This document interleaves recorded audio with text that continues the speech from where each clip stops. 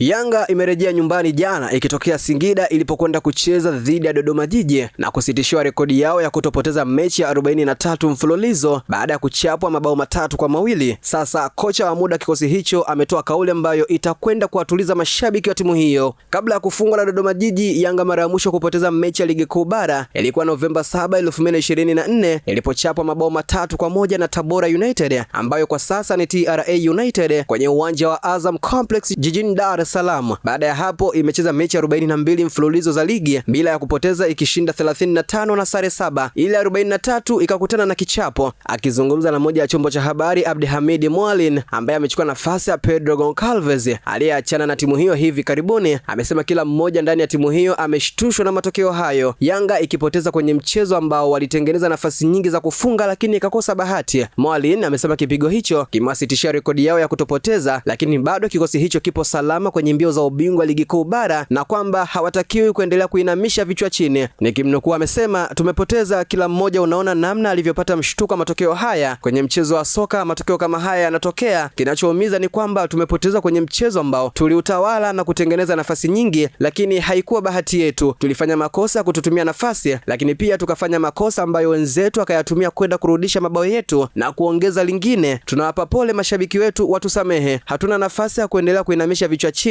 Hii ni klabu kubwa ambayo haraka tunatakiwa kurudi kwenye njia ya ushindi. Tumepoteza mechi moja ya kwanza kwenye ligi, bado tuna nafasi ya kupigania ubingwa. Mwisho kunukuu. Mwalin ameongeza kuwa ukomavu wa wachezaji wa timu hiyo anaamini watautumia kujirekebisha na kurudi kushinda mechi zilizosalia ili kuwapa furaha muhimu mashabiki wa timu hiyo kwa kuweza kuchukua ubingwa ligi kuu bara. Nikimnukuu anasema, hatuchezi ligi kwa kutafuta rekodi ya kutokufungwa. Kila timu inacheza kwa kutafuta ubingwa. Tuna wachezaji wenye uzoefu mkubwa, wameshakutana na mazingira kama haya, tutazungumza nao na kuwarudisha mchezoni. Kitu muhimu ambacho kitakwenda kuwatuliza mashabiki wetu ni kupata ubingwa msimu huu. Hiki ndicho ambacho kila timu inayocheza ligi na kitaka. Tutarudi tukiwa imara zaidi. Mwisho kunukuu. Licha ya kipigo hicho, Yanga inaendelea kusalia kileleni mwa msimamo wa ligi kuu bara ikiwa na pointi 54 baada ya mechi 23, ikifuatiwa na Simba Sports Club ambayo ina pointi 52 baada ya kushinda mechi iliyocheza jana na Mashujaa kwa mabao 3-0, ikifuatiwa na Simba Sports Club ambayo jana ilishinda mchezo dhidi ya Mashujaa kwa mabao 3-0 na hivyo kusalia nafasi ya pili ikiwa na pointi 52, alama 2 nyuma ya vinara Young Africans Sports Club. Imeandikwa na Khatim Naheka na kusoma kwako na Hamza Saif.